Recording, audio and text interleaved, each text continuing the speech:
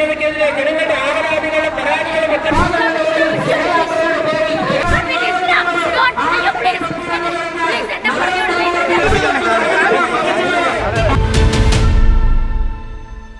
നമസ്കാരം. ഇന്ന് തിരുവനന്തപുരത്ത് പ്രധാനമന്ത്രി നരേന്ദ്രമോദി എത്തുന്നതിൻ്റെ ഭാഗമായി വലിയ സുരക്ഷയാണ് പോലീസ് ഇവിടെ ഏർപ്പെടുത്തിയിരിക്കുന്നത്. സെൻട്രൽ സ്റ്റേഡിയത്തിലേക്കാണ് പ്രധാനമന്ത്രി നരേന്ദ്രമോദി എത്തിയത്. എന്നാൽ ഈ VVIP ഗേറ്റിലേക്കാണ് പ്രധാനമന്ത്രി നരേന്ദ്രമോദി എത്തിയിരുന്നത്. ഈ VVIP ഗേറ്റിൻ്റെ ഈ പരിധിയിൽ 100 മീറ്റർ പരിധിയിൽ മാത്രമേ ആൾക്കാർക്ക് നിൽക്കുവാനും മറ്റും സാധിക്കൂ.